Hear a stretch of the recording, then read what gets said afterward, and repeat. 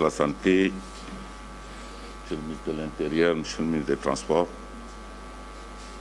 vous savez que Son Excellence, Monsieur le Président de la République, protecteur des arts et des lettres, a alloué,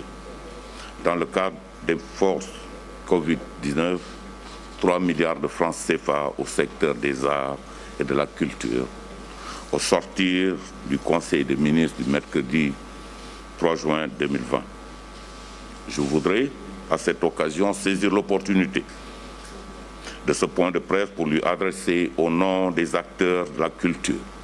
notre profonde gratitude pour ce geste hautement apprécié qui va aider à atténuer les effets du Covid-19 sur le secteur des arts et de la culture. Pour la gestion de ces ressources, 2 types d'organes sont prévus. Un comité de pilotage qui aura pour mission de définir les orientations et les mécanismes de gestion du fonds, sa répartition par sous-secteur, mais également de superviser et de contrôler son utilisation pour les différents bénéficiaires, en veillant à la transparence et à l'équité. Ce comité de pilotage sera essentiellement composé des représentants du ministère de la Culture et de la Communication et sera, dans un souci d'inclusion et de transparence, ouvert aux représentants des différents sous-secteurs choisis par les acteurs. 2. Des sous-comités sectoriels qui auront pour mission de définir la liste des bénéficiaires en suivant des critères d'éligibilité conjointement arrêtés avec les acteurs. Ces sous-comités concernent les secteurs du cinéma, du livre, de l'édition, du patrimoine culturel et des arts. En termes de planning, d'ores et déjà, des instructions ont été données à mes services pour finaliser les concertations avec les acteurs afin que, dès la semaine prochaine, les bénéficiaires puissent commencer à percevoir leurs appuis. Je voudrais aussi assurer l'ensemble des acteurs que je veillerai à ce que tous les concernés puissent être pris en compte dans une démarche et une concertation relative à la gestion des fonds. C'est aussi l'occasion pour moi de me réjouir du rôle éminemment important joué par les acteurs culturels et des gens de la presse dans la sensibilisation et la lutte contre le Covid-19 et les inviter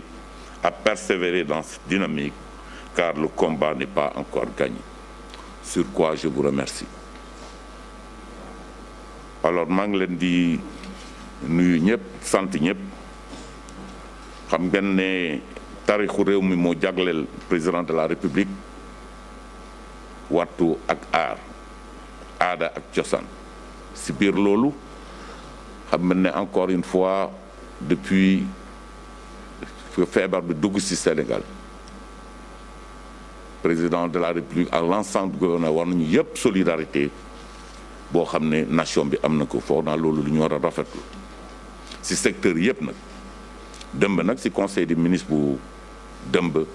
président de la République boo xam ne moom moo tànk loolu yëpp mu jël décision ñëw encore appuyer monde de la culture et des arts ci 3 milliards de francs nu ñu koy organiser mooy def nañu ñu finaliser décision sous comité sectoriel xam ngeen aada ak cosaan secteur yu bëri la ëmb ci sous comité yooyu yoo xam ne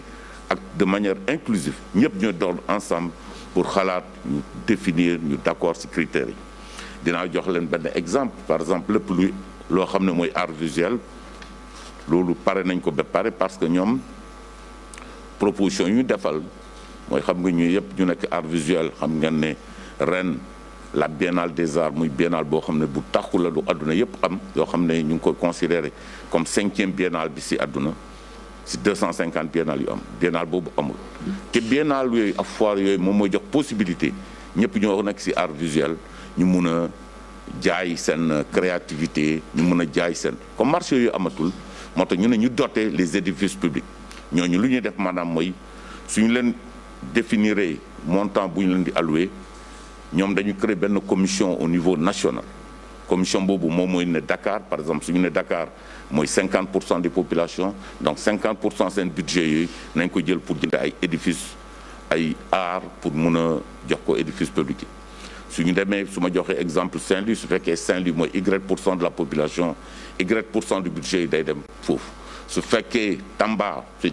Z% de la population Z% yooyu ñoom ñooy dem foofu pendant yu mel noonu lañ mën a def lu mel noonu tam la ñuy def si loo xam ne moom mooy livre moom mooy édition jërëjëf.